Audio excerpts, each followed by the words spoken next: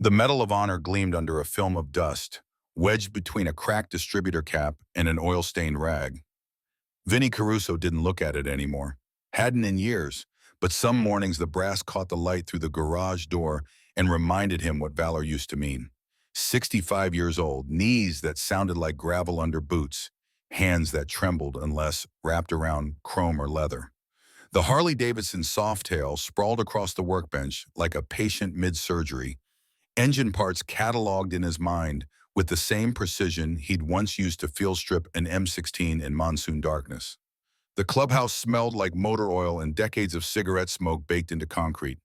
Photographs lined the walls, grainy Polaroids from the 70s, digital prints from last month's toy run, a framed newspaper clipping about the angels delivering Christmas to foster homes.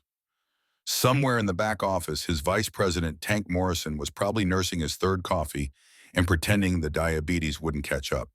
The phone on the workbench was a landline, rotary dial replaced with push buttons in '93, but still tethered by a coiled cord that had seen 3 presidents come and go. It rang. Vinny wiped his hands on denim already beyond salvation, grease under fingernails that no amount of lava soap ever fully conquered. The girl's voice hit him like shrapnel, high, terrified, barely holding together. Her words tumbled out in fragments. "Mommy fell. Won't wake up. Please help." The address came haltingly. Cedar Street. Blue house. Broken fence. Vinny's free hand had already grabbed a pencil. But his brain had locked onto something else. The specific quality of a child's fear when the world stops making sense. He'd heard it before. Different war. Same helplessness. His voice dropped into the register that had once steadied 18-year-old Marines under mortar fire. Details. Stay calm. Check if she's breathing. Don't hang up. Through the phone, he heard small feet running, the rustle of fabric, a whispered confirmation that yes, Mommy's chest was moving. Vinny wedged the receiver between shoulder and ear, already moving toward the office where Tank kept the chapter roster and the emergency protocol binder that no one admitted was Vinny's idea after a suicide call in 2003. Tank looked up from his computer screen, reading glasses perched on a nose broken in more bar fights than either of them could remember. The words came clipped. Little girl, mother unconscious, Cedar Street. Tank was already reaching for his vest before Vinny finished. The phone tree worked like a military comm chain because Vinny had designed it that way.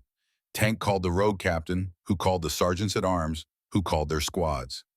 15 years of drills meant that within 90 seconds, 37 motorcycles were firing up across a 5-mile radius. The sound carried that particular Harley rumble that made windows vibrate and dogs bark, a cavalry charge in leather and chrome. Vinny kept a little girl on the line. Her name was Laya, 4 years old. She knew her address because Mommy made her practice.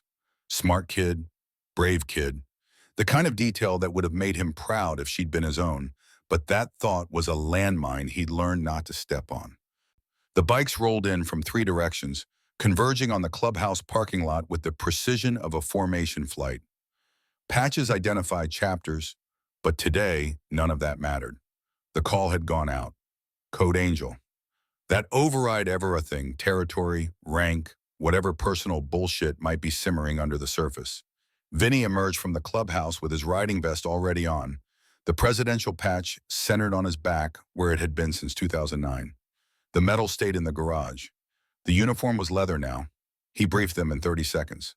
Medical emergency, single mother, 4-year-old daughter alone and scared. The house needed securing. The mother needed paramedics. The girl needed to see that help was real and immediate and overwhelming. They mounted up without questions. Vinny led the pack with Tank on his right flank. The late afternoon sun angled across suburban streets where American flags hung from porches and sprinklers clicked through their cycles. Cedar Street was 8 minutes away at legal speeds. They made it in 5. The sound preceded them, a rolling thunder that crescendoed as 97 motorcycles turned onto a residential block and slowed to a coordinated stop. Leather-clad figures dismounted in near silence, the roar cutting to idle, then nothing. The blue house sat mid-block, exactly as described. Fence leaning like a drunk, paint peeling in strips, front porch with boards that probably wouldn't take weight. Vinny's trained eye cataloged structural failures the way he'd once assessed villages for defensive positions. One part of his brain registered that the garden had potential. Someone had tried to grow tomatoes but given up mid-season. Another part noted the absence of a male presence. No tools on the porch, no second car in the driveway, no basketball hoop or half-finished projects that marked a man's attempt to keep a home standing. The front door opened before he could knock. Leia was smaller than her voice had suggested, dark hair and pigtails that had slipped crooked, clutching a stuffed gray cat with one ear missing. Her eyes were red but dry. She'd cried herself out already, or maybe she'd learned that crying didn't fix things. She looked up at him and the 100 men behind him, and for a moment Vinny saw the calculation happen. More scared of being alone or more scared of strangers? He knelt. The motion sent familiar pain through joints that had too many miles on them. His voice stayed level. "Your mama's inside?" She nodded toward the living room where Catherine lay on worn carpet, one arm flung out, envelopes scattered around her like evidence. Vinny moved past Leia with the careful deliberation of someone who'd learned that sudden movements scared civilians. Two medics from the club were already checking vitals, pulse strong, breathing regular, pupils responsive. Exhaustion, dehydration, maybe low blood sugar. Not life-threatening, but close enough to the edge that 5 more minutes could have tipped it wrong. Tank's voice rumbled from the doorway. "Ambulance 3 minutes out." Vinny's gaze swept the room, bills on the coffee table, all red-stamped with final notice warnings. Thermostat set to 78 because air conditioning cost money. A single coffee mug, lipstick stain on the rim, sitting on a side table next to a book from the library. Something about budgeting for single parents. The TV was older than Leia. The couch had a blanket draped over holes in the upholstery. He'd seen this exact scene before. Different house, different woman, same slow-motion collapse under the weight of trying to do everything alone. Outside, the bikers had already started working. Not because he'd given orders, but because they knew the protocol. 2 men were assessing the fence. 3 more had found the breaker box and were checking electrical. Someone had located a toolbox in the garage, mostly empty, a few screwdrivers and a hammer with a cracked handle, and was taking inventory of what they'd need to bring back. This was the part civilians never understood. The Hells Angels didn't just show up.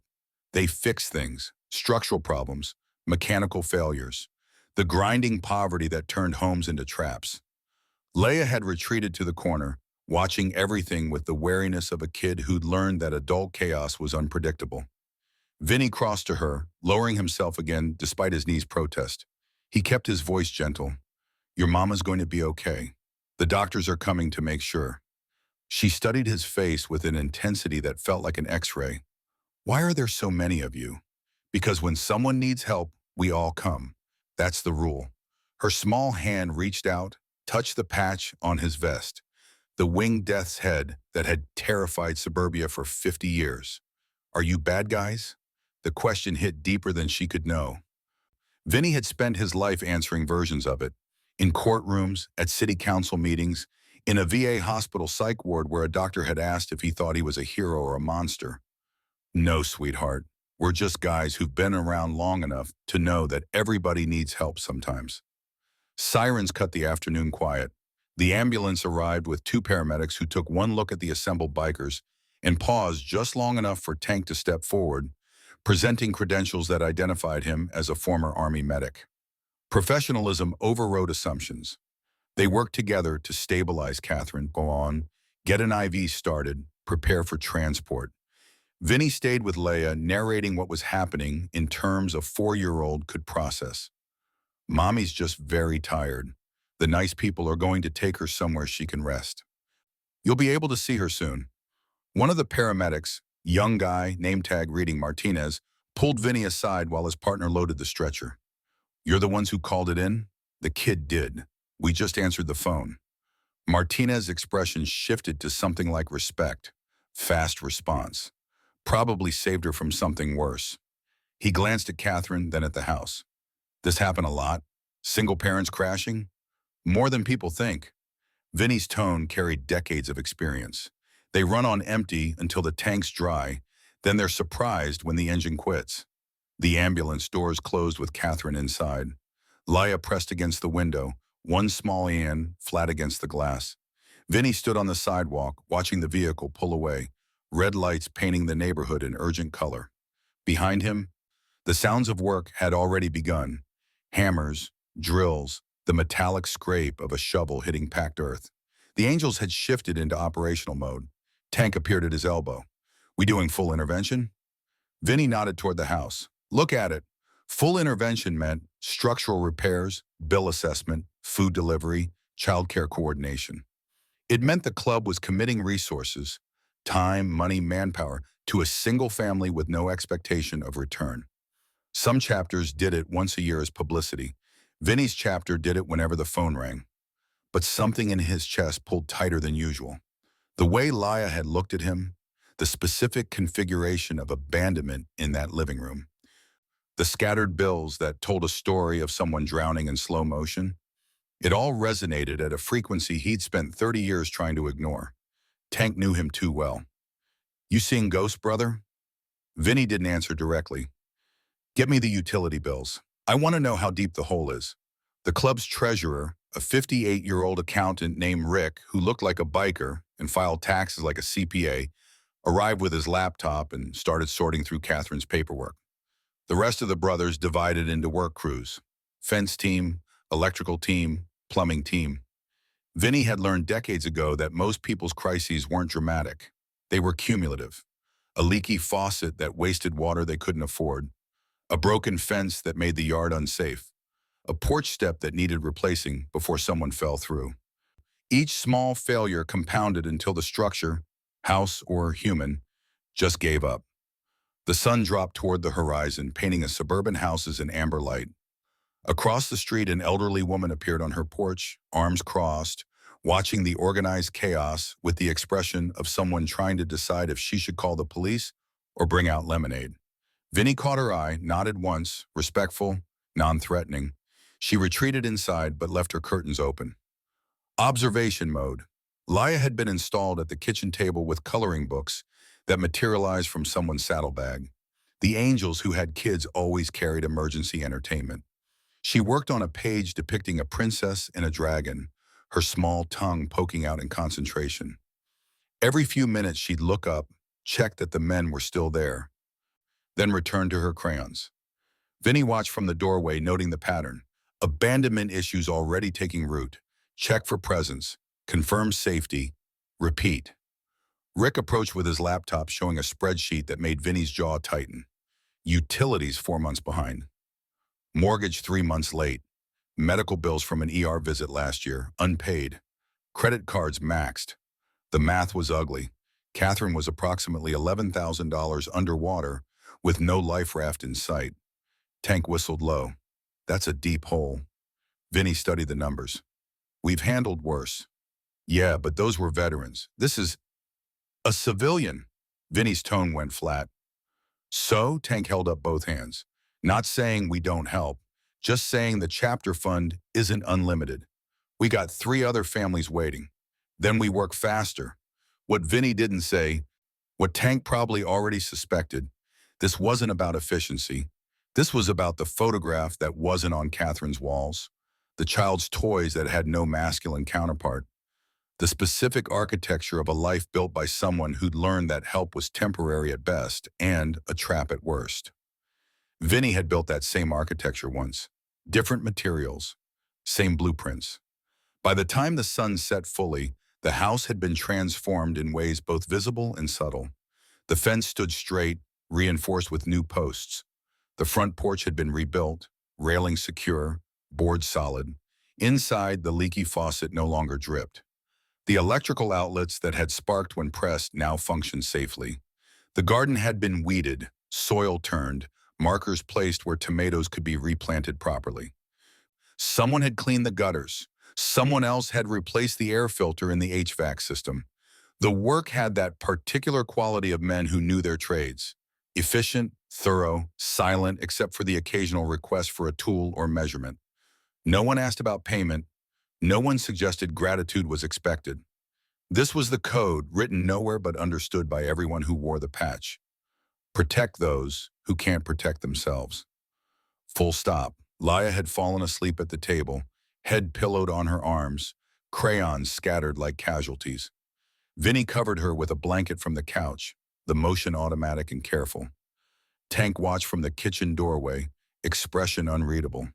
He spoke quietly. You want to tell me what this is really about? Vinny straightened, feeling every one of his 65 years. It's about a 4-year-old who called for help and got it. Tank didn't buy it, but knew better than to push. Instead, he shifted to logistics. Hospital says the mother's stable, dehydration, exhaustion, low blood pressure. They're keeping her overnight for observation. Social services is asking about the kid. Vinny's protective instinct flared immediately. She's got family?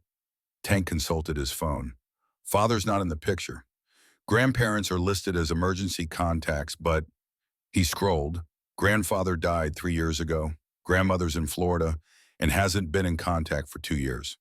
Mother's parents are both deceased. He looked up. She's it. No safety net. Find a neighbor who can stay overnight. Someone the kid knows. Not social services, unless there's literally no other option. The problem with social services wasn't the intent. It was the machinery.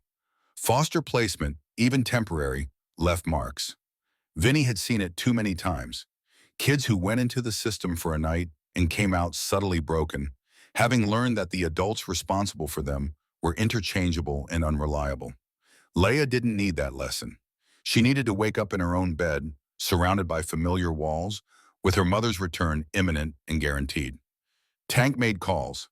The neighbor 2 houses down, a retired school teacher named Mrs. Peterson, agreed to spend the night. She arrived with a small overnight bag and the air of someone who'd handled childhood crises before.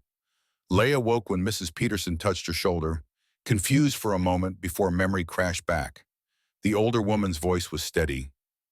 Your mama's at the hospital getting rest. You and I are going to have a sleepover right here at your house. How does that sound? Leia's eyes found Vinny. Is mommy coming back? Tomorrow, I promise. The weight of that promise settled on him like a rucksack full of ammunition. Promises to children were sacred. He'd learned that the hardest way possible. Breaking them left scars that never fully healed. He'd carry that promise now, make sure it was kept, even if it meant camping in the hospital parking lot to personally escort Catherine home. Mrs. Peterson ushered Leia toward the bedroom, murmuring reassurances. The house emptied of bikers in efficient waves, tools packed, trash hauled away, evidence of their presence reduced to the repairs themselves. By 9 o'clock, only Vinny and Tank remained, standing on the newly solid porch as motorcycles rumbled away into the night. Tank broke the silence. You coming back tomorrow? Vinny gazed at the house, windows dark except for the night light in Laya's room. Yeah. Alone or you want company? The question hung.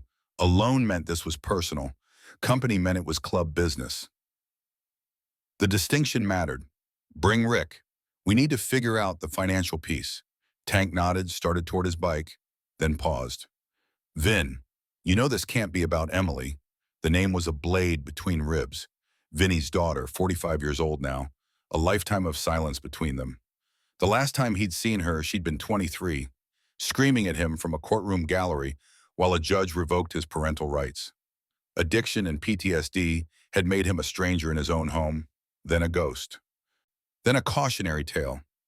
Emily had changed her last name, moved across the country, built a life with no forwarding address. His voice came out rough.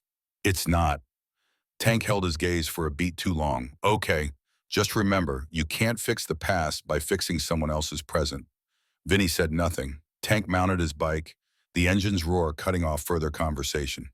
The taillights disappeared down Cedar Street, and Vinny was alone with the house and the weight of a promise, and the specific kind of silence that only came after you'd spent hours running from your own thoughts. He pulled out his phone, a smartphone that he mostly used like a flip phone, ignoring 90% of its features, and scrolled to a contact he hadn't called in 6 months. The phone rang 4 times before a man answered, voice thick with sleep or alcohol or both. The conversation was brief. Vinny identified himself, explained the situation, asked if favors were still owed. The man on the other end, a lawyer who'd once been a prospect in the club before law school pulled him a different direction, agreed to review Catherine's financial situation pro bono. Bankruptcy might be an option. Debt consolidation, maybe an error in the medical billing that could be disputed. Vinny hung up feeling marginally less like he was trying to bail out an ocean with a teaspoon. His bike sat at the curb, chrome-reflecting streetlight. He straddled it but didn't start the engine immediately.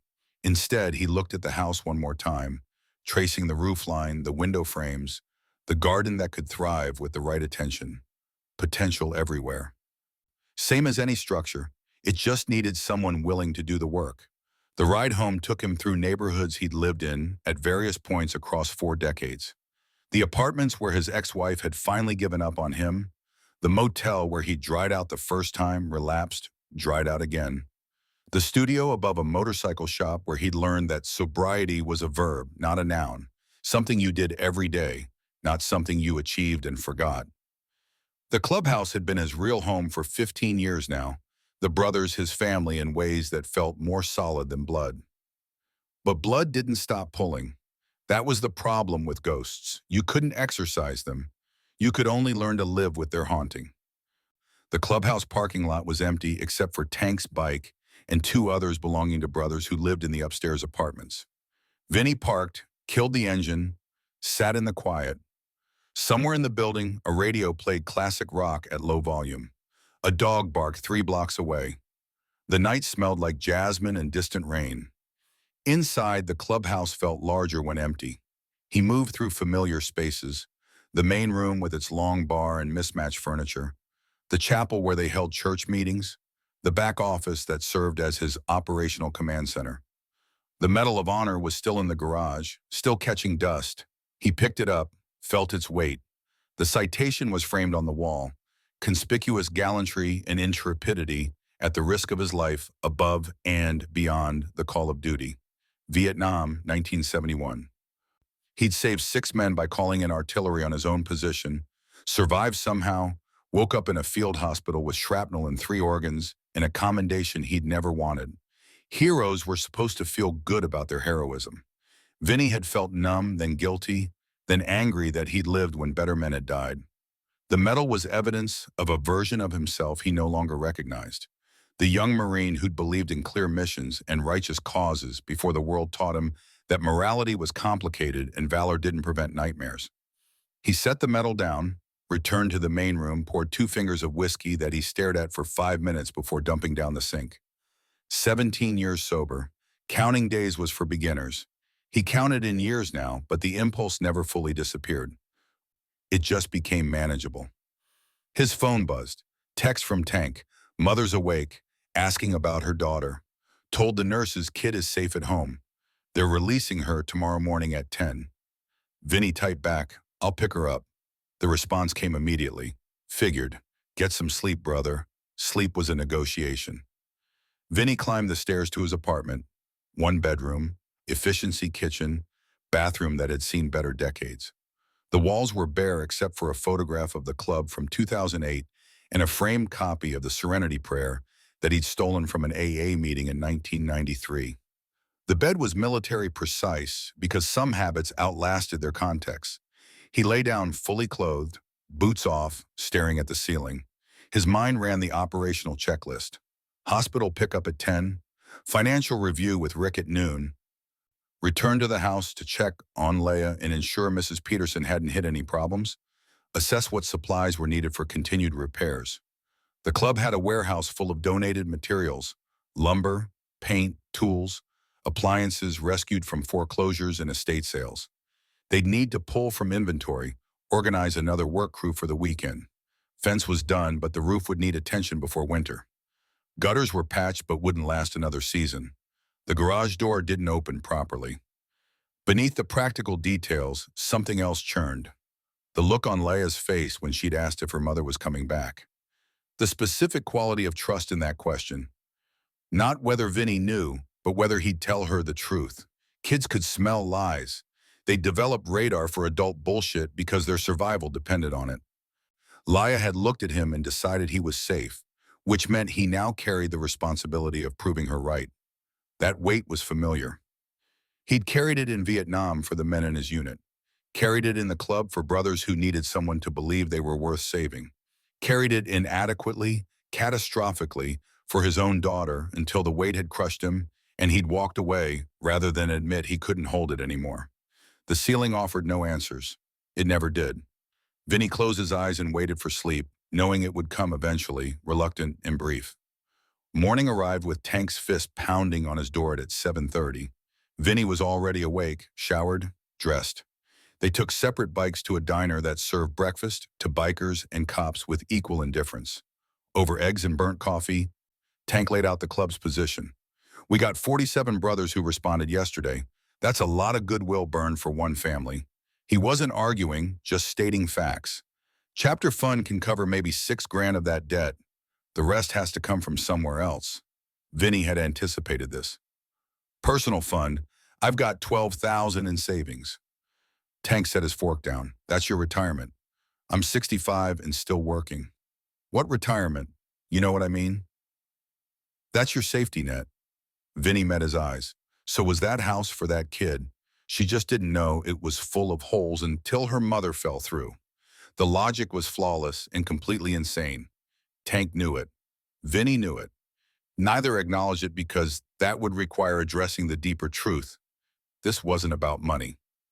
It was about a man in his 60s trying to balance an accounting that could never be reconciled, trying to add enough good deeds to one side of the ledger that the other side's failures stopped mattering. Tank sighed, "You're the president. It's your call. But if we drain the fund, we got nothing left for emergencies. Then we fundraise. We do toy runs, poker runs, sell raffle tickets. We've done it before. Not for civilians. That's the part that's going to cause friction." "Let it." Vinny's tone went flat. "We took an oath. Protect those who can't protect themselves. Last I checked, there wasn't an asterisk that said only if they're veterans." Tank raised his hands in surrender. "I'm with you. Just want you going in eyes open." They finished breakfast in silence, paid in cash, rode to the hospital through morning traffic. The medical center was a sprawling complex that had grown like a tumor over 5 decades. New wings attached to older structures in architectural incoherence. Vinny navigated to the main entrance, parked in visitor lot, checked in at the desk. Catherine was in room 417. The nurse behind the counter gave his leather vest a once-over but said nothing. Hospitals had learned that bikers were statistically more likely to be donors than problems. The elevator ride to the 4th floor was shared with a family speaking Spanish in hushed tones, a doctor studying a tablet, and an elderly man pushing his own IV pole. Vinny felt out of place in the fluorescent sterility, the same disconnect he'd experienced in every institutional setting since leaving the military. Too much order. Too much pretense that chaos could be managed through procedure and protocol. Room 417 was a semi-private with the curtain drawn. Vinny knocked on the doorframe. "Come in." Catherine was sitting up in bed, IV still attached, looking like someone who'd survived a car crash. Her face was pale, hair pulled into a messy bun, eyes carrying the specific exhaustion that came from emotional depletion rather than physical labor. She looked at Vinny and went very still, the moment of recognition overlapping with the effort to place him. He stayed in the doorway.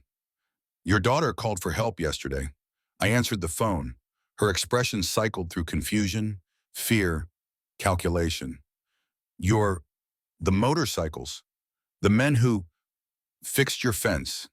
"Yes, ma'am." The formality was intentional, a way of signaling that he understood boundaries even if she hadn't established them yet. Catherine's hands twisted the blanket, processing. "Where's Laya?" "Home with Mrs. Peterson." "She's fine. Ate breakfast, got dressed for preschool. I can take you to her now if you're ready to be discharged." Catherine looked around the room as if seeing it for the first time. "The doctor said they want me to stay for observation, but I can't afford, already handled." Vinny's tone was matter of fact. "Bill goes to the club. You focus on getting your strength back." The shift in her expression was immediate and predictable, gratitude morphing into suspicion. "Why would you do that?" "Because your daughter needed help and we were able to give it. That's the only reason that matters. People don't just," she struggled with the concept, "give away money. What do you want?" Vinny had heard variations of this question 1,000 times. The world had taught people that generosity always had strings attached, that help was just deferred debt collection. He could give her the speech about community and brotherhood and paying forward the assistance he'd received. Instead, he just told her the truth. Nothing. We want nothing from you except for you to get better and take care of your kid. That's the whole transaction. Catherine stared at him, looking for the trap. Vinny let her look. He knew what she saw. A man older than her father would have been, weathered and scarred, wearing a vest that announced affiliation with an organization most people associated with crime and violence. He also knew that eventually she'd see past the surface if she had any sense, because the surface was designed to filter out people who judged on appearance alone. The nurse entered with discharge paperwork, breaking the moment. Catherine signed forms with hands that still trembled slightly. Vinny waited in the hallway while she changed from hospital gown to the clothes someone had brought, yoga pants and a t-shirt that had seen too many wash cycles. When she emerged, she looked simultaneously better and worse, upright but fragile, functional but exhausted. They walked to the elevator in silence. Vinny matched his pace to hers, noting the way she held the railing, the careful deliberation in each step. Dehydration had done more damage than she probably realized. Her body was running on reserves that were already depleted. Outside, the morning sun was harsh after hospital fluorescence. Catherine blinked against it, disoriented. Vinny's truck was parked near the entrance, a Ford F-150 from 2006, maintained like a military vehicle, clean and functional. He opened the passenger door, offered a hand she didn't take, closed it once she was seated. The drive back to Cedar Street took 12 minutes. Catherine spent most of it staring out the window, one hand pressed to her temple as if holding a headache at bay. Vinny didn't attempt conversation. Some silences were better left alone. When they turned onto her street, Catherine made a small sound. Surprise or dismay, hard to tell. The house looked different in daylight with the repairs visible. Fence straight, porch solid, garden tidied. Motorcycle tracks in the driveway had been raked smooth. The front door had been painted. She spoke quietly. "You did all this yesterday? We don't half-ass things." "I can't," her voice cracked. "I can't pay you back. I can barely pay my bills." Vinny parked, killed the engine, turned to face her. "Nobody's asking you to pay anything back. That's not how this works." "How what works?" Catherine's fear was sharpening into anger. "Random strangers fixing my house? This doesn't make sense. People don't do this. We do." Vinny's tone stayed level. "You can accept it or fight it, but the work's done either way.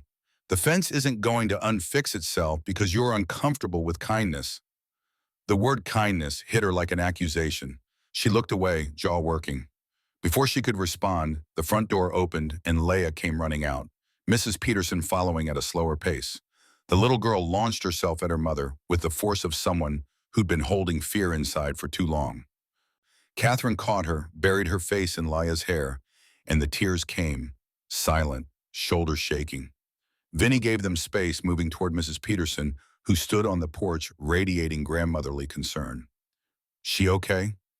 Mrs. Peterson nodded, slept through the night when she finally settled, asked about her mother every 30 minutes this morning. She studied Vinny with the frank assessment of someone who'd taught middle school for 35 years and developed X-ray vision for character. "You're the one who organized all this," just answered the phone. Mrs. Peterson's expression said she knew better but wouldn't argue. "Well, the neighborhood appreciates it. We've been worried about Catherine for months, but nobody knew how to help without making her feel like a charity case." Vinny finished the thought. "Yeah, that's the trick. You seem to have figured it out. Not yet. Give it time." Catherine and Leah were still tangled together on the driveway. Watching them, Vinny felt the familiar ache. Not grief, it's Keely, more like phantom pain from an amputated limb. His daughter had been exactly Leah's age the last time he'd held her without either of them being angry. The memory was sharp enough to cut. Emily in footy pajamas, smelling like baby shampoo, telling him about her day at preschool, while he tried to focus through the haze of whatever he'd taken to keep the nightmares quiet. He'd promised her once that he'd always be there. Then he'd broken that promise so thoroughly that she'd learned to stop believing in promises altogether. Mrs. Peterson departed after confirming Catherine was stable enough to be left alone. Leah gave Vinny a hug that hit mid-thigh, her small arms fierce with gratitude she couldn't articulate. Catherine watched the interaction with an expression Vinny couldn't parse. Still wary, but something else underneath. Confusion, maybe? Or the beginning of recalculation. He knelt to Leah's level. You did exactly the right thing yesterday, calling for help when your mama needed it. That was brave. Are you going to come back? The question was direct, four-year-old logic bypassing adult complications. Vinny glanced at Catherine, saw her tense. If your mama says it's okay, yeah, I'll come back. Leah turned to Catherine with pleading eyes. The pressure was obvious and unfair and impossible to resist. Catherine looked at Vinny, at her daughter, at the house with its fresh repairs, and something in her face shifted toward resignation. Okay. She directed it at Leah but meant it for Vinny. He can come back. It wasn't permission. It was surrender. Close enough. Vinny stood feeling his knees protest. He addressed Catherine directly. Club treasurer is going to call you later today. He'll walk through your bills, see what can be restructured. No obligation, just information. You don't have to decide anything now. Just listen to what he has to say. Then you make the call. Before she could argue, he headed to his truck. Tank was right. He was seeing ghosts, but maybe ghosts had their purposes.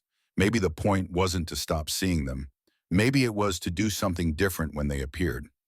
He drove back to the clubhouse, taking side streets, letting the neighborhood scroll past.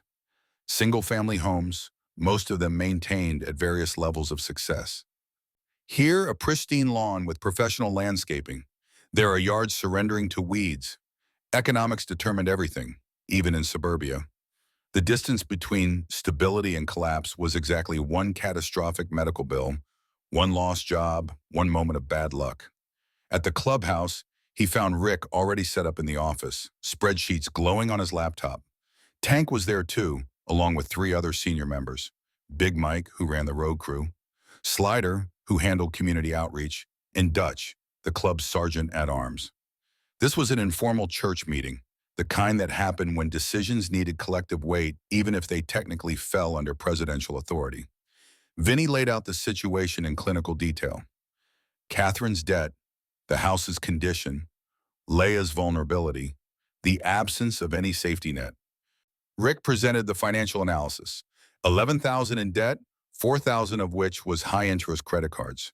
Medical bills totaling $6,000 from an ER visit where Leah had fractured her wrist. Mortgage 3 months behind, foreclosure notice pending. Big Mike spoke first, his voice like gravel in a mixer. How'd she get this far underwater? Single mother, no child support, works 2 jobs but still barely covers rent and food. Vinny consulted Rick's notes. Something happened last year. She lost one of the ones, took 3 months to find replacement work. That's when the bills started stacking up. Dutch leaned back, arms crossed. We do the full debt coverage, we're looking at using basically the whole chapter fund. That leaves us dry if someone else needs emergency help. So we fundraise. Vinny had made this argument to Tank already, but it needed to be stated for the room. Poker run next month. We can pull in 8, maybe 10 grand if we market it right. Slider shook his head. Boss, you know the optics. We do a fundraiser for a civilian when we got 3 veteran families waiting for assistance. It's gonna look bad, like we're playing favorites. We're not playing favorites. We're responding to the call we got. That's the difference. The room went quiet. This was the tension. The club's reputation was built on supporting veterans, honoring the military community that most of them came from. Expanding that mission to civilians was noble in theory, but complicated in practice. Brothers who'd served expected priority. Donors expected their money to go to specific causes. Marketing materials emphasized the veteran angle because it opened wallets. Tank broke the silence. There's another option. We do partial coverage. Pay off the high-interest debt to stop the bleeding. Help her negotiate with the hospital on the medical bills. You know they'll take 60 cents on the dollar if we push. That brings the immediate crisis down to maybe 4 grand total. She can manage a payment plan on that with her current income. It was practical, sustainable, the smart play. Vinny hated it because it left Catherine vulnerable to the next crisis. the next catastrophic expense that would push her back underwater. But Tank was right. They couldn't drain their resources on one family no matter how much Vinny's ghosts were screaming. He looked around the room. Show of hands. Partial coverage, 4,000 from the chapter fund. We helped negotiate the rest down to manageable payments. 5 hands went up, unanimous. Good. Rick, you reach out today, get her the details. Make it clear she's not obligated to accept. But this is the offer. Already drafted the email. Rick's screen showed a template that somehow managed to be both professional and compassionate. Just need her contact info. I'll text it to you. The meeting dissolved into logistics. Big Mike wanted to schedule a follow-up work crew for the roof. Slider suggested organizing a community day to paint the exterior, turn it into a neighborhood project that would build goodwill beyond just the Angels' involvement. Dutch offered to run background on the landlord to see if there were any housing code violations they could leverage to buy Catherine time on the foreclosure. Vinny listened, added input where necessary, but his mind was elsewhere. 4,000 would help. It wouldn't solve. There was a difference, and the difference mattered to a 4-year-old who needed stability more than charity. After the others cleared out, Tank lingered. You know you're going to get pushback on this, right? Brothers are already talking. Let them talk. I'm serious, Vin. Some of them think you're compromised, that this is about Emily, not about doing right by a stranger. Vinny's temper flared before he controlled it. My personal shit doesn't compromise my judgment. Doesn't it? Tank's expression was careful but firm, because from where I'm standing, this looks like a man trying to save a daughter he can't have by saving someone else's daughter. And that's a problem, Vinny finished, or just uncomfortable truth? Both. Tank's honesty was one of the reasons Vinny had kept him as VP for 6 years. But uncomfortable truth doesn't make it wrong, just makes it complicated. Everything's complicated. Vinny stood, signaling the conversation was over. We do the work anyway. Yeah, we do. Tank headed for the door, paused. For what it's worth, I think you're doing the right thing. I just hope she sees it that way.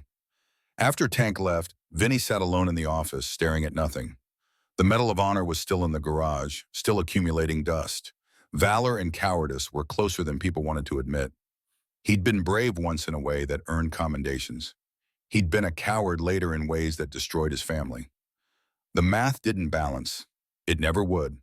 But maybe, just maybe, if he kept answering the phone when strangers called for help, if he kept showing up even when the ghost made it hurt, if he kept trying to build something instead of just running from the wreckage, maybe that was its own kind of valor. Not the kind that came with medals, the kind that came with being able to look at yourself in the mirror and not immediately look away. His phone buzzed. Text from an unknown number. This is Catherine. Your friend Rick called. I don't understand why you're doing this, but thank you. I'll listen to what he has to say. Vinny stared at the message for a long moment before typing back. You're welcome. Take care of yourself and that brave kid of yours. 3 dots appeared, disappeared, appeared again. Finally, I will, and thank you for keeping your promise. She woke up asking if you'd be back. The weight of that hit him square. Another promise. Another kid who decided he was trustworthy. He typed, I'll be back. That's a promise too. He set the phone down, looked around the empty office, and felt the familiar pull of wanting something he'd given up the right to want decades ago. But wanting wasn't the same as having, and sometimes the best you could do was want the right things for other people, even if you'd failed to want them for yourself when it mattered. The afternoon stretched ahead. Work to be done. Bikes to repair. Brothers to lead. A chapter fund that needed replenishing.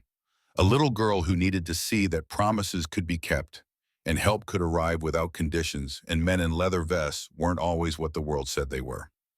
Vinny stood, squared his shoulders, and walked back into the garage where the Medal of Honor waited in the dust. He picked it up, studied it one more time, then placed it in a drawer where it would be safe but out of sight. Valor was past tense. The present required something else, something harder and less celebrated, but maybe more necessary. He had promises to keep. That would have to be enough. The call came 3 days later while Vinny was replacing brake pads on a Sportster that belonged to a prospect too broke to pay a mechanic. His phone vibrated against the workbench, Catherine's name on the screen. He wiped his hands and answered. Her voice was tight, controlled in the way people sounded when they were trying not to break. I need to ask you something and I need you to be honest. Shoot, yesterday someone left groceries on my porch, $200 worth. This morning there was an envelope with 500 cash under my doormat. She paused. Was that you? No. Vinny kept his tone neutral even though he knew exactly who'd done it. Brothers acting independently, which happens sometimes when the official help felt insufficient. You want me to find out who? I wanted to stop. Catherine's control was slipping. I can't. People can't just keep giving me things. I don't know how to. She made a sound that might have been a laugh or a sub. I don't know how to be this broken that everyone has to fix me. Vinny set down his wrench. You're not broken. You're dealing with a situation that got out of hand. There's a difference. It doesn't feel different. It feels like I'm drowning and everyone's watching. Because you are drowning. And yeah, people are watching, but they're not just standing there. They're throwing you ropes. You don't have to like it. You just have to grab one. Silence on the line. Vinny waited, giving her space to process. The garage smelled like motor oil and old concrete, familiar enough that he barely noticed anymore. Outside, traffic hummed past on the main road. Normal life continuing while individual worlds collapsed and rebuilt. Catherine spoke quietly. Rick came by yesterday, explained the debt consolidation option. It would work, probably, but I'd still be barely making it month to month.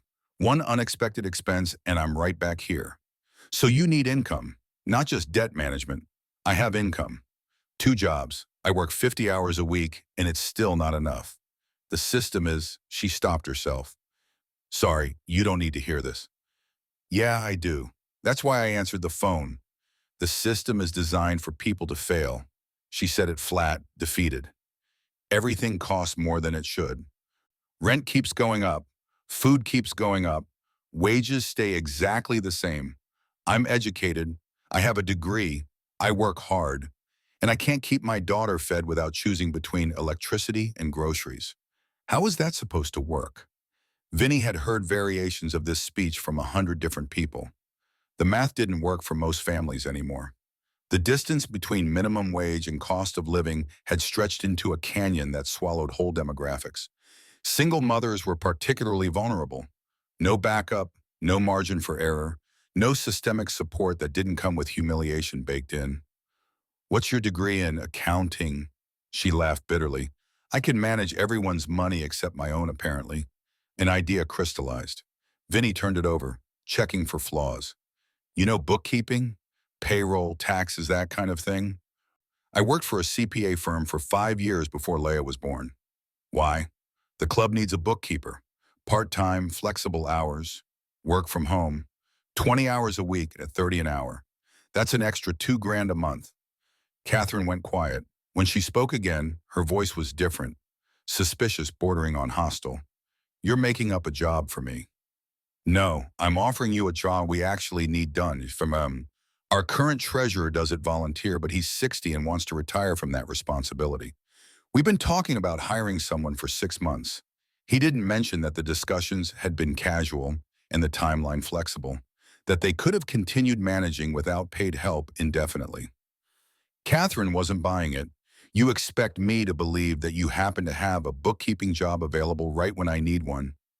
I expect you to believe that we have books that need keeping and you have skills that match the need. Whether you take the job or not is your call. But if you turn it down because you think I'm inventing charity, you're going to cost yourself $600 a week. The logic was sound enough to give her pause. Vinny pressed the advantage. Come by the clubhouse tomorrow. Rick will show you the books, explain what we need. You can decide if it's real work or a handout. Fair? Catherine breathed out slowly. What time? 10 in the morning. Address is on the card Rick gave you. After she hung up, Vinny called Rick. We're hiring a bookkeeper. 20 hours a week, 30 an hour.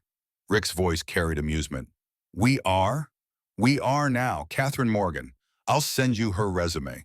Boss, we both know this is a solution that benefits everyone.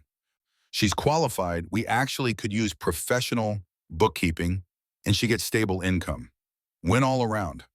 Rick was quiet for a moment. You cleared this with the chapter? I'm clearing it with you right now. You're the treasurer. It's your call whether you want help. Put that way, Rick couldn't argue without admitting he didn't actually want to give up control. All right, I'll meet with her, see if she's competent. But if this blows up, it's on you. Everything's on me. That's what the patch means. Vinny hung up and returned to the Sportster, hands moving through familiar motions.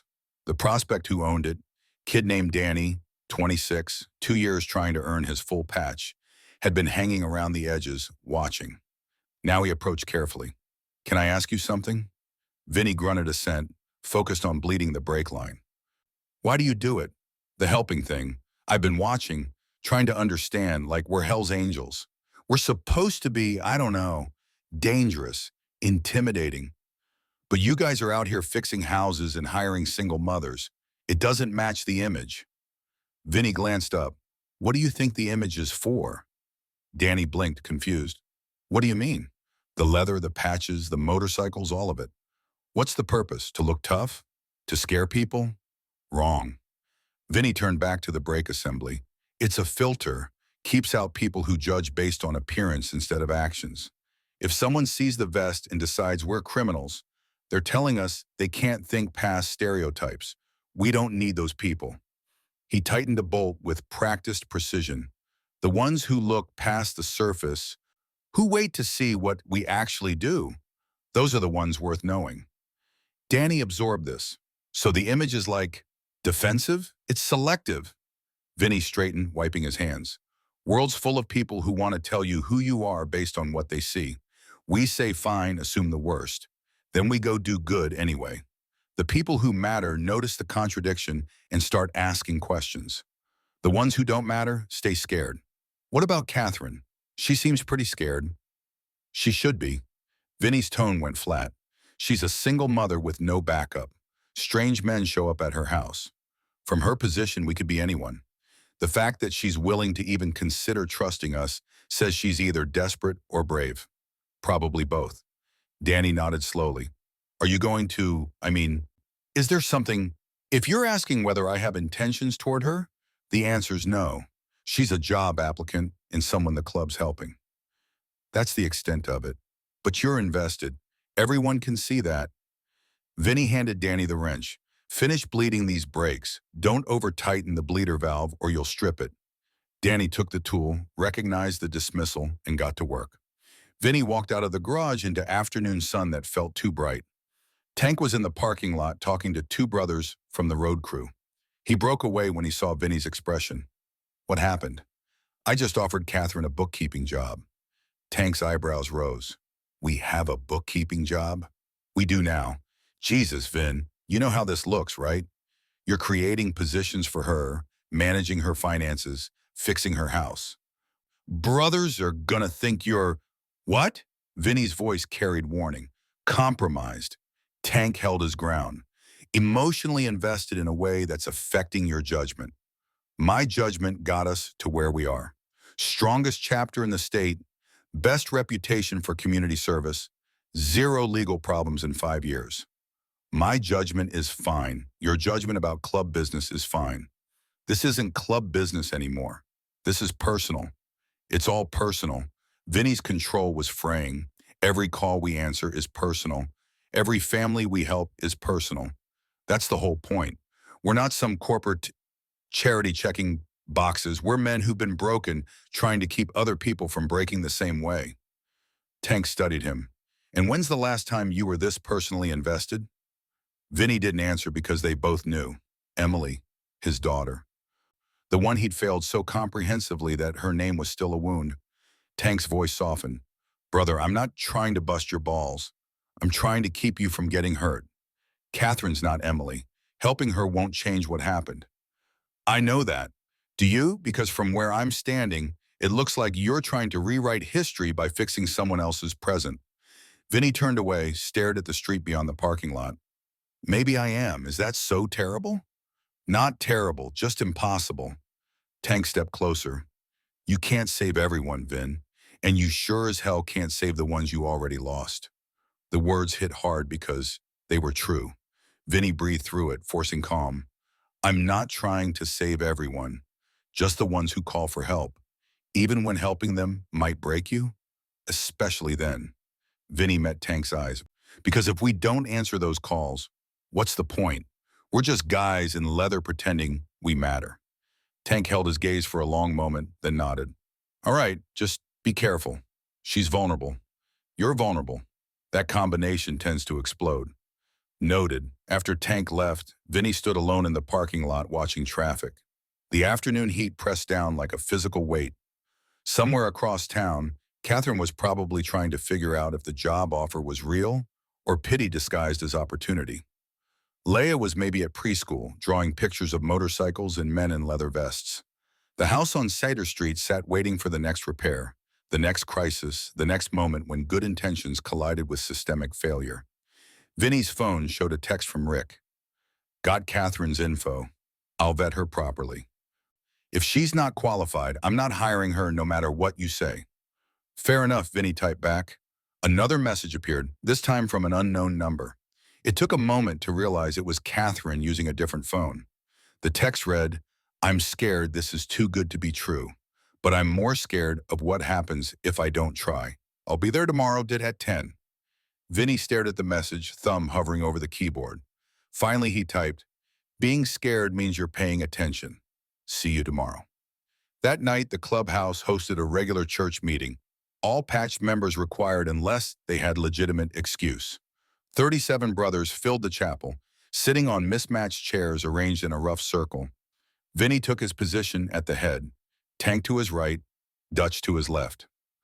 The room smelled like leather and old tobacco, walls covered in photographs spanning decades. First order of business was standard operational reports.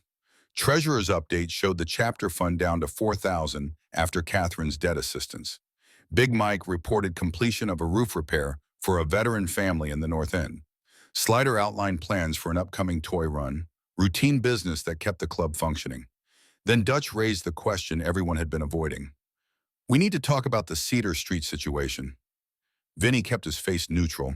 What about it? Dutch wasn't hostile, just direct. We've committed significant resources to one family. I'm hearing concerns from brothers about precedent. If we do this level of intervention for every civilian who calls, we'll burn through our funds in a month. We're not doing it for every civilian. We're doing it for the one who called. That's the problem. A younger brother named Torres spoke up. What's the criteria? How do we decide who gets full intervention versus basic assistance? Vinny had been expecting this. The answer's simple. We help whoever calls to the extent we're able. Some situations need more than others. We assess and respond accordingly.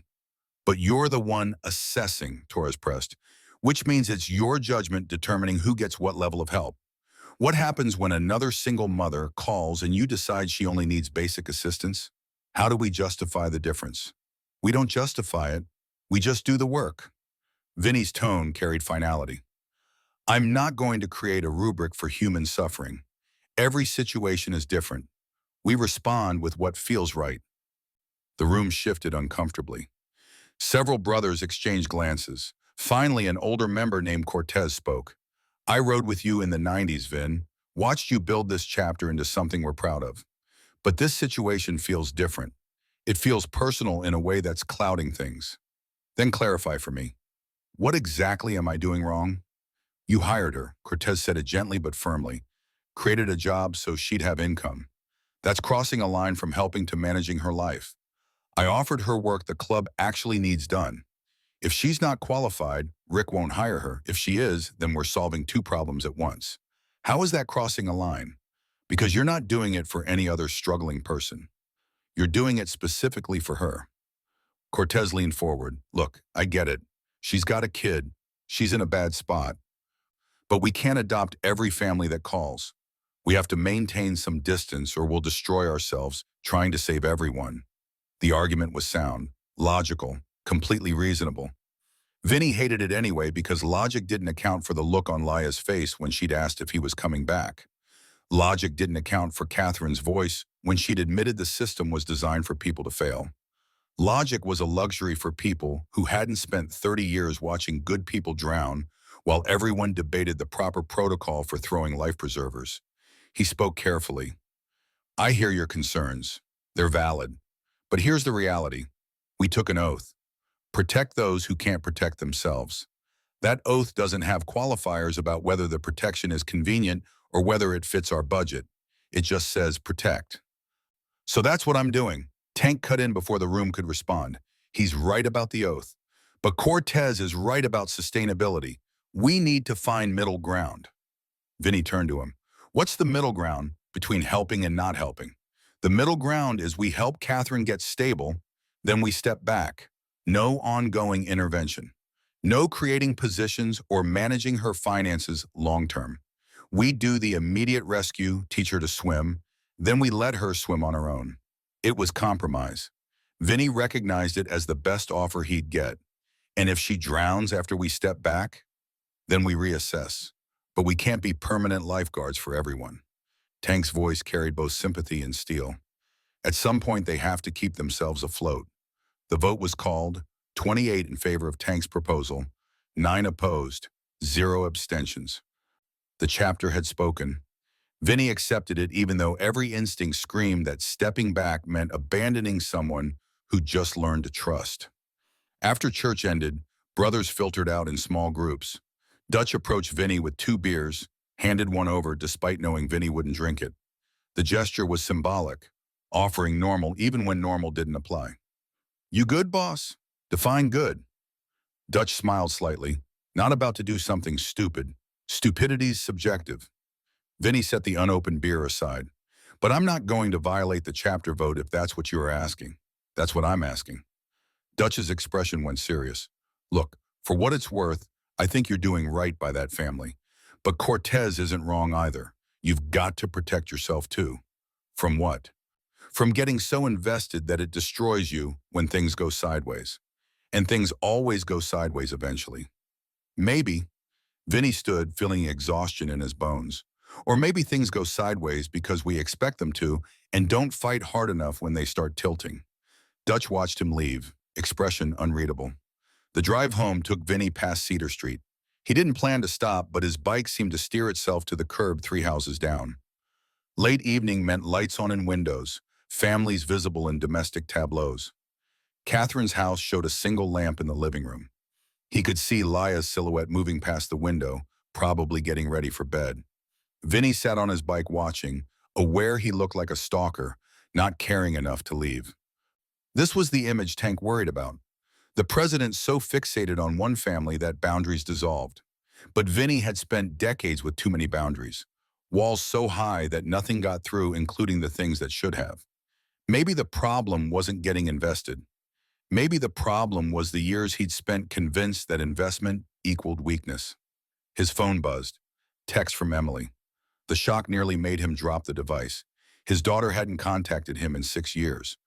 The last message had been brief and brutal. Stop trying to reach me. You're not my father anymore. Now the screen showed, I heard what you're doing. The Veteran Network talks, helping that family in San Diego. Vinny stared at the words, trying to process. Emily lived in Seattle. The Hells Angels network was extensive but rarely gossiped across chapters. Someone must have specifically told her. He typed carefully, who told you? Her response came immediately. Tank. He reached out a few months ago, asked if I'd be willing to talk to you. I said no, but he's kept me updated on club business. Anger flared. Tank had been contacting Emily without telling him. The betrayal stung, even though the intention was probably good. Vinny breathed through it, typed, why are you messaging me now? 3 dots appeared, disappeared, reappeared. Finally, because Tank said you are trying to save someone's daughter. And I wanted you to know that you can't fix what you broke by fixing someone else.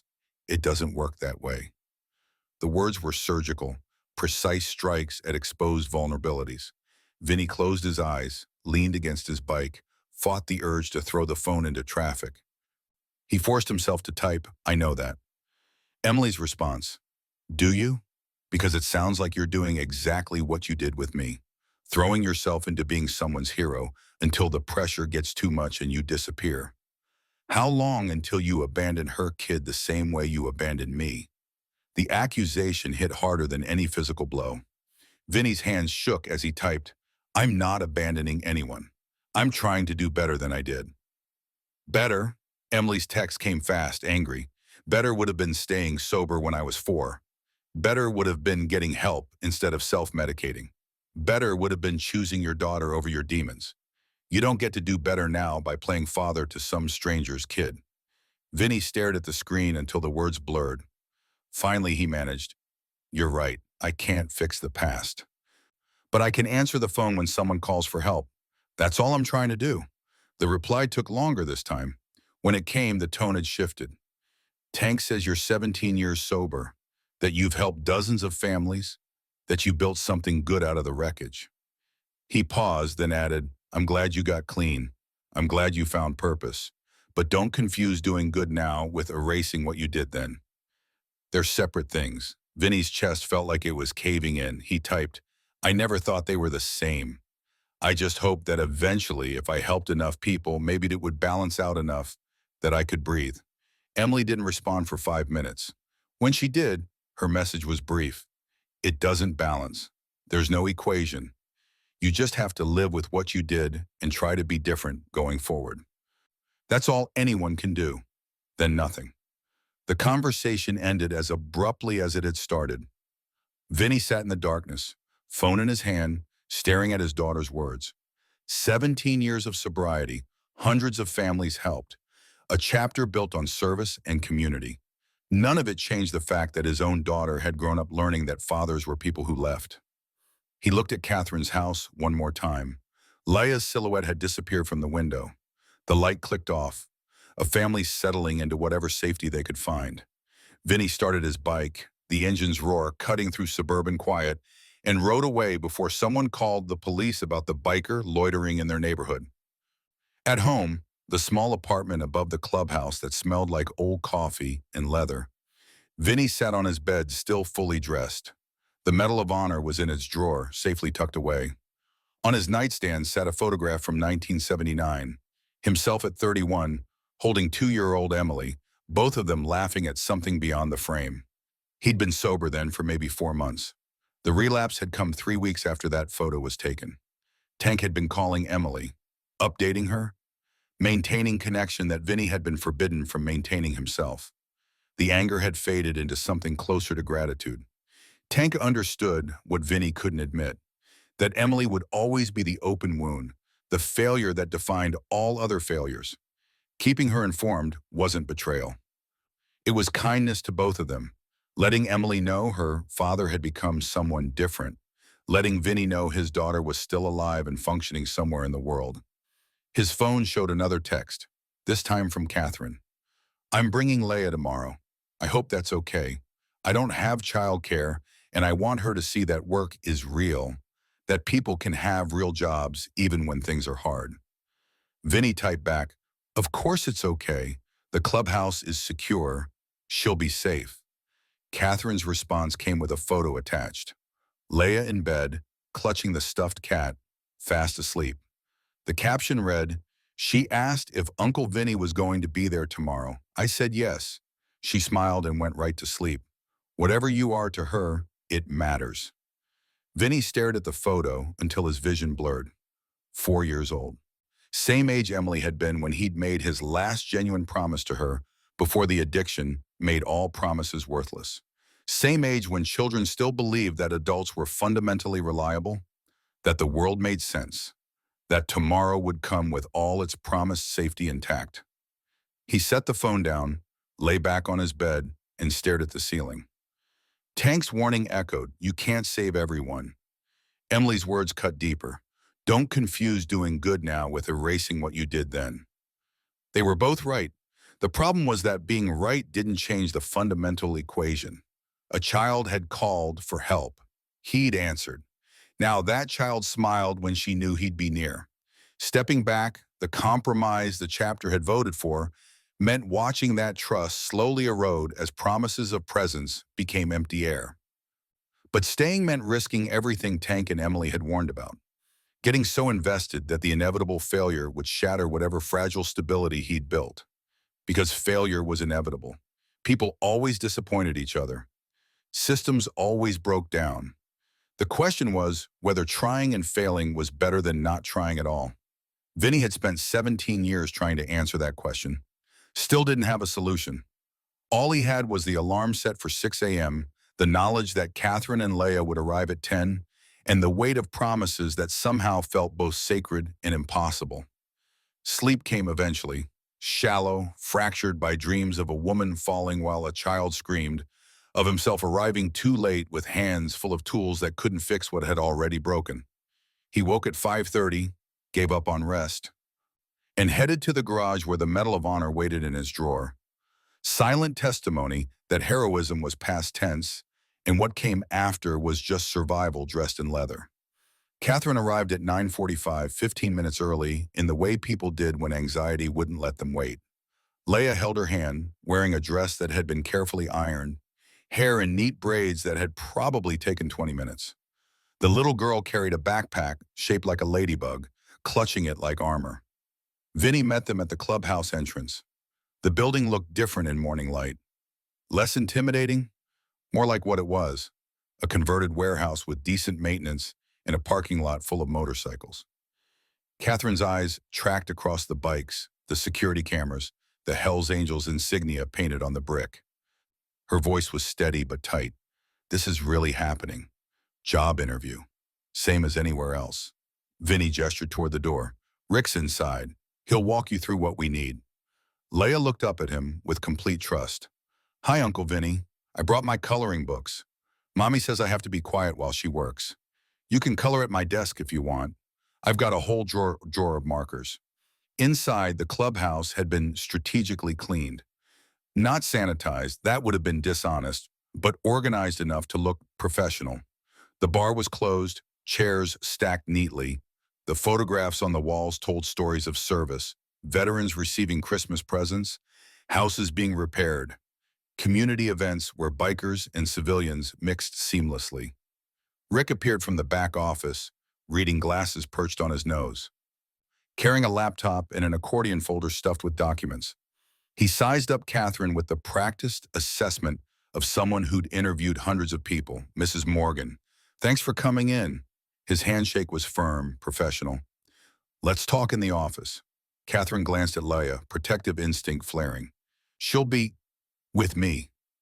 Vinny knelt to Leia's level. Want to see where we keep the motorcycles? Leia's eyes went wide. Can I? If your mom says okay. Catherine looked between them, calculation visible. Finally, she nodded. Okay. But Leia, you stay close to Mr. Vinny and do exactly what he says. I will, Mommy. I promise. Catherine followed Rick into the office. The door closed.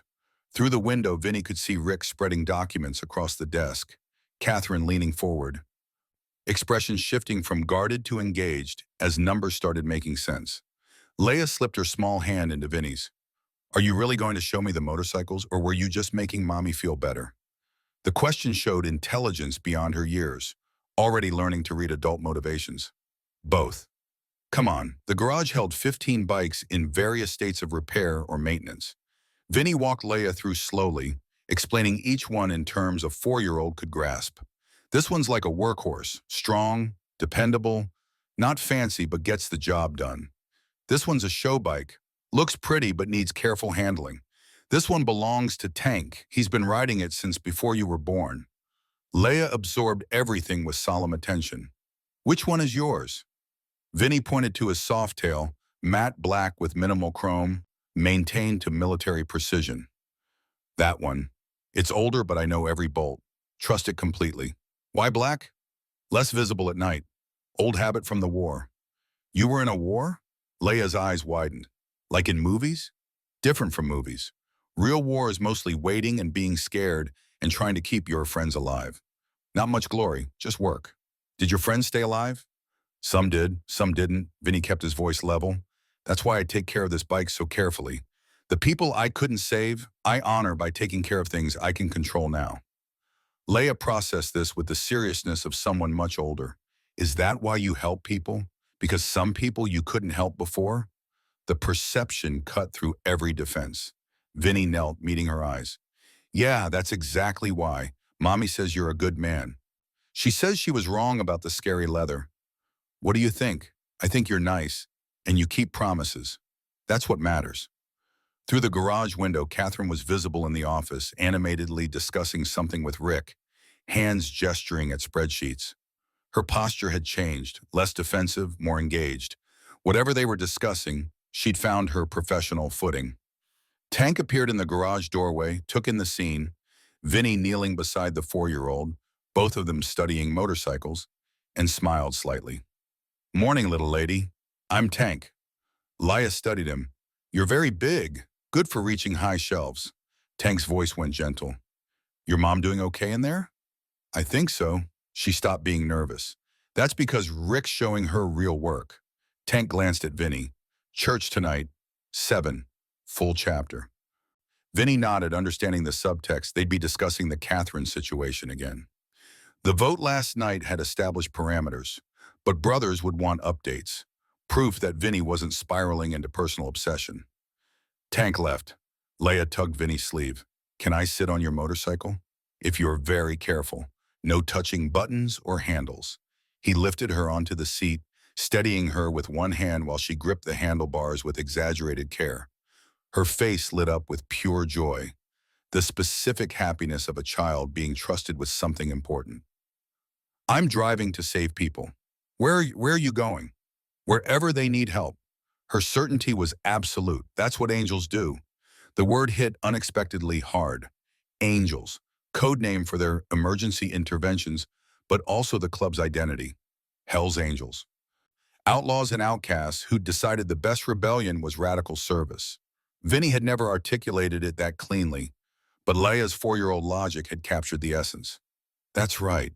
That's exactly what angels do. The office door opened. Catherine emerged looking simultaneously exhausted and energized. Rick followed, expression satisfied. "She's qualified. More than qualified, actually." Rick addressed Vinny directly. Her last position was senior accountant at a firm that handled multi-million-dollar portfolios. "She's overqualified for basic bookkeeping, but the flexible hours work for her situation." Catherine's voice carried careful hope. "So this is real? You actually need someone?" "We actually need someone." Rick extended his hand. 20 hours a week, 30 an hour, flexible schedule as long as work gets done. "You can start Monday if you want." Catherine shook his hand, gripped firm despite trembling slightly. "Thank you. Thank you. Don't thank me. You earned it." Rick's professionalism was genuine. Your credentials speak for themselves. After Rick left, Catherine approached Vinny where he stood beside the motorcycle with Leia still perched on the seat.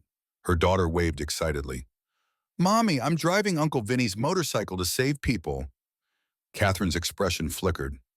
Gratitude, fear, something else Vinny couldn't identify. She met his eyes. "Why did you really do this?"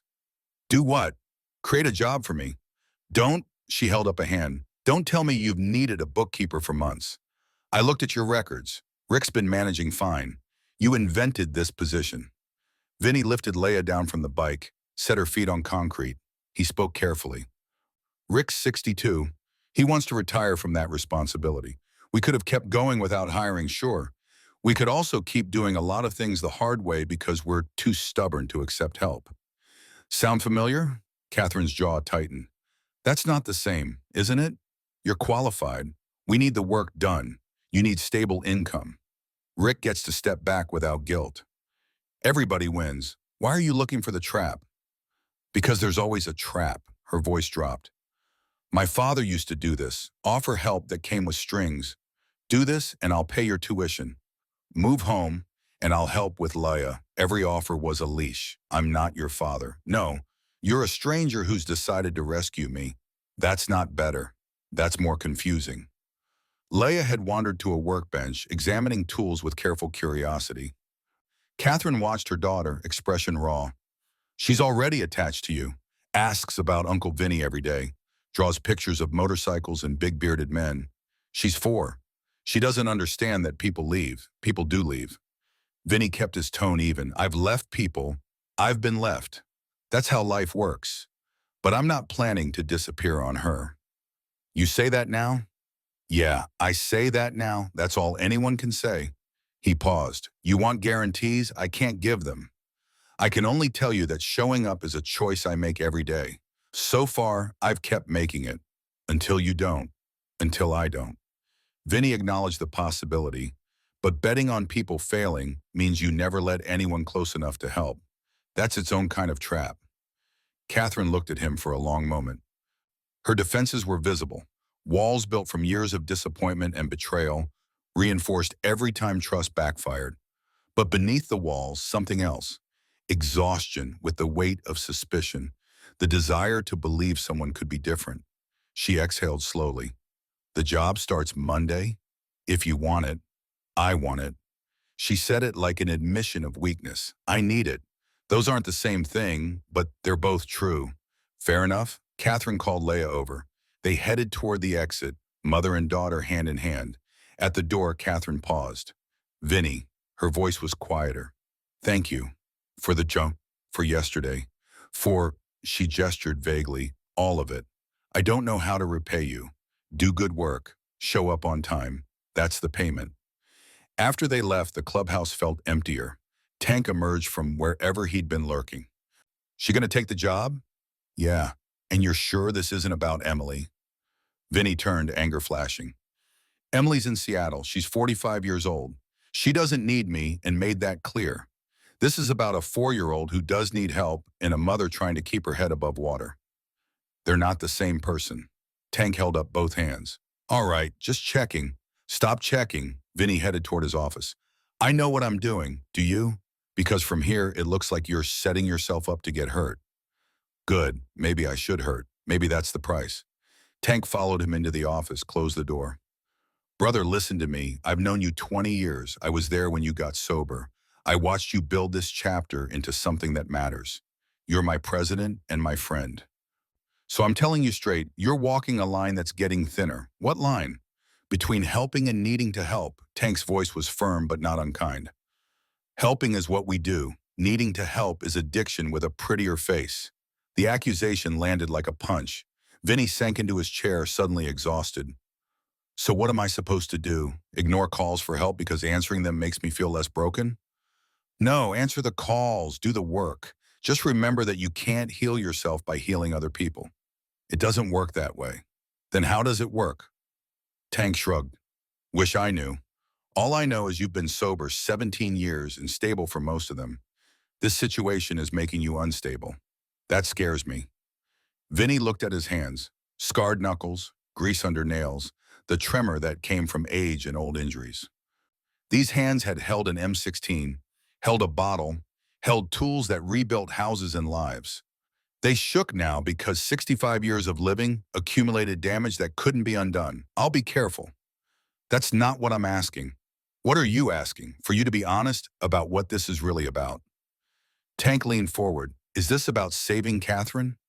Or about punishing yourself for not saving Emily? Vinny met his eyes. Both. It's always both. The admission hung between them. Tank nodded slowly, stood. All right, just church tonight. Be ready. Some brothers are going to push back hard. Let them. After Tank left, Vinny settled in with the question he'd been avoiding. Was this helping or needing to help? Was there even a difference that mattered? Catherine needed the job. Leah needed stability. Those needs were real whether Vinny's motivations were pure or complicated. But Tank was right about the instability. Vinny could feel it. The way Catherine's presence disrupted his carefully maintained equilibrium. The way Leah's trust pressed against old wounds. The way Emily's text had torn open scars he'd thought were healed. None of this was sustainable. Eventually, something would break. His phone buzzed. Emily again. I shouldn't have said what I said last night. That was cruel. Vinny stared at the message, unsure how to respond. Finally, you said what you needed to say. I can handle it. 3 dots appeared, disappeared, reappeared. Can you? Because Tank says you're trying to save someone's daughter, and I know that's about me even if you don't. It's not about you. Vinny typed carefully. It's about a kid who needed help. Everything's about me. Emily's response came fast. Every family you help, every child you rescue, they're all proxies for the one you abandoned. You can't fix us by fixing them. I'm not trying to fix you. You're an adult. You fixed yourself. I'm trying to help a 4-year-old who shouldn't have to fix anything. The response took minutes. When it came, the tone had shifted. I've been thinking about what Tank said. About you being 17 years sober. That's longer than I knew you before you left. Maybe you're different now. I am different. Prove it. Emily's challenge was clear. Prove you're different by not abandoning that kid when things get hard, because they will get hard, and your pattern is to run. The accusation was fair. Vinny had run from everything: combat stress, fatherhood, responsibility. He'd run until running stopped working, and he'd collapsed into a treatment center that had saved his life through sheer stubbornness and grace he didn't deserve. I won't run. Emily's response was simple. Good, because if you do, you'll prove I was right to cut you out, and I'd rather be wrong. The conversation ended there. Vinny sat with his phone, Emily's words settling like sediment. The demand was clear: be different or prove you're still the same man who had chosen oblivion over presence. No middle ground, no partial credit. He'd accepted harder challenges, survived worse pressure, but those had been external. Enemy fire, hostile interrogations, the physical brutality of withdrawal. This was internal, the requirement to show up consistently, day after day, through boredom and difficulty, and the inevitable moments when helping felt less like purpose and more like obligation. The garage called. Work was easier than thinking. Vinny spent the afternoon rebuilding a carburetor, the mechanical precision soothing in its clarity. Parts fit together in specific ways. Follow the manual, apply the right torque, and systems function.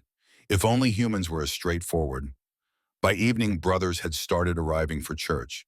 The chapel filled with leather and denim, conversations mixing into familiar noise. Vinny took his position at the head. Tank called the meeting to order. First business was operational. Budget review, upcoming events, routine matters that kept the chapter running. Then Tank opened the floor for new business. Cortez spoke immediately. Cedar Street update. Vinny kept his tone neutral. Catherine Morgan starts as bookkeeper, Monday, 20 hours a week at 30 an hour. Rick vetted her credentials, confirmed she's qualified. Who's paying her salary? Torres asked. Chapter fund or your personal money? Chapter fund. It's a legitimate operational expense. Rick's stepping back. We need professional bookkeeping. Convenient timing. Torres didn't hide his skepticism. Right when this specific woman needs income. She was qualified before she needed income. Vinny's patience was thinning. We're not inventing skills for her. Rick showed me her resume. 5 years at a major CPA firm, senior accountant position. She's actually overqualified for what we need. Big Mike intervened. I'm more concerned about entanglement. She works for us. We're helping her personally. Her kid's attached to Vin. That's a lot of overlap. What's your point? My point is boundaries. We help families, then we step back. That's protocol. This situation isn't following protocol, because this situation required more intervention. Vinny looked around the room. We had a woman collapse from exhaustion, a 4-year-old alone and terrified, a house falling apart, 11,000 in debt. That's not a situation you fix with a one-time check and a pat on the back. Nobody's saying don't help. Dutch's voice carried careful diplomacy. We're saying maybe you're too close to see clearly. I see perfectly clear. A family needed help. We provided it. That's what we do. Slider spoke up. It's what we do for a week, maybe a month, not indefinitely. How long are you planning to maintain involvement? Until they're stable. Define stable. Slider pressed. Because from where I sit, stable means she's got income, bills are manageable, house is repaired. By that definition, we're almost there. So when do we step back? The question was fair, and Vinny hated it. Stepping back meant reducing contact to professional minimum. Catherine did the bookkeeping, submitted hours, got paid. No personal visits, no checking on Laya, no continued repairs on the house. Clean boundaries that protected everyone. It also meant watching from distance while Catherine struggled with inevitable setbacks. It meant Leia learning that Uncle Vinny was just another adult who disappeared. We step back when I'm confident they won't collapse the moment we do. That's not an answer, Torres challenged. That's you deciding when you feel comfortable, which could be never. We need concrete timeline. Tank intervened. How about this? We revisit in 30 days. Catherine starts the job Monday, works through the month. End of May, we assess. If she's stable, making payments, handling responsibilities, we transition to arm's length relationship. Vinny maintains professional contact as her supervisor, but personal involvement ends. The compromise was reasonable. It gave Catherine time to establish routine while creating clear endpoint for the chapter's intensive support. Vinny recognized it as the best deal available. He nodded. Agreed. The vote was called. 29 in favor, 8 opposed. The timeline was set. After church, brothers filtered out. Several clapped Vinny's shoulder in solidarity or support. Others maintained careful distance, making their disagreement clear without words. Dutch lingered. You know they're right, yeah? Probably. Vinny started cleaning up chairs. So why are you fighting it? Because 30 days isn't enough time for someone to unlearn a lifetime of survival instinct. Catherine spent years believing help comes with strings. 1 month of stable employment won't convince her otherwise. Maybe not. But it's a start. Dutch helps stack chairs, and it protects you from yourself. From myself? From getting so invested that you destroy what you've built here. Dutch gestured at the clubhouse. This chapter trusts you, but that trust isn't unlimited. Push too hard on this family stuff, and brothers start wondering if your judgment's compromised. My judgment got us this far, and can get us further if you listen. Dutch's tone stayed respectful but firm. Tank's right, you can't heal yourself by healing others. At some point you have to accept that Emily made her choices, you made yours, and no amount of surrogate parenting changes that history, I know that. Do you? Because I've watched you with that kid. The way you look at her, that's not detachment. That's a man trying to rewrite his past. Maybe I am. Vinny stopped stacking chairs. Is that so wrong? Not wrong, just impossible. Dutch met his eyes. You want my advice? Go ahead. Do the 30 days. Do good work helping Catherine get stable. Then step back like you promised. Let her succeed on her own. That'll prove you're different from whoever taught her that help comes with strings. And Leia? We'll be fine. Kids are resilient. She'll remember the biker who helped when things were bad. That's a good memory to carry. Or she'll learn that men leave. That's the other memory. Dutch sighed. You can't control what she learns. You can only control what you do. And right now, what you do needs to be keeping your word to this chapter. After Dutch left, Vinny stood alone in the empty chapel. Photographs watched from the walls, decades of brothers, hundreds of families helped, countless moments of connection between the club and community. This was his legacy, not the Medal of Honor gathering dust, but these images of people choosing service over self-interest. But Tank was right. Dutch was right. Emily was right. He was too close, too invested. The line between helping and needing to help had blurred until he couldn't see it anymore. 30 days, 1 month to get Catherine stable, establish her independence, then step back to professional distance. It was doable, necessary. The only path forward that didn't end in either Catherine's dependence or his complete unraveling. Vinny locked up the clubhouse, rode home through streets empty of traffic. His apartment waited, sparse and familiar. The photograph of himself and Emily sat on the nightstand, both of them frozen in a moment before everything broke. He picked it up, studied his younger face. 31 years old, relatively intact, not yet aware how thoroughly he'd fail at the simplest task, being present. That version of himself had believed good intentions mattered. The current version knew that only actions counted, and even actions couldn't erase history. But maybe, just maybe, they could create different outcomes for someone else. His phone showed a text from Catherine sent an hour ago. Leia won't stop talking about the motorcycles. She's already planning what color hers will be when she's old enough to ride. Thank you for today. For all of it. Vinny stared at the message, thumb hovering over the keyboard. Finally, he typed, she's got good instincts. Black is always the right choice. See you Monday. The response came immediately. Monday. I'll be ready. The words felt weighted with more than acknowledgement. Catherine was stepping into stability with full awareness it could disappear, trusting despite every instinct, screaming caution. That took courage, Vinny recognized, because he'd spent decades avoiding it. He set the phone down, lay back on his bed, stared at the ceiling. 30 days. 4 weeks to prove he could help without consuming, support without controlling, care without needing. The math should have been simple. But nothing was simple when ghosts were watching, when a 4-year-old's trust pressed against old failures, when the distance between doing good and needing to do good collapsed into nothing. Sleep came eventually, fractured and thin. Vinny dreamed of roads that went nowhere, of motorcycles that wouldn't start, of a child calling his name while he stood frozen, unable to answer, paralyzed by the weight of promises he'd already broken in some future he couldn't prevent. He woke at dawn, unrested, and started preparing for Monday, when Catherine would arrive to begin work and the 30-day clock would start counting down toward the moment he'd have to prove everyone wrong about his ability to let go. The challenge was clear, the outcome uncertain. All he had was the decision to show up, day after day, until the calendar said stop. It would have to be enough.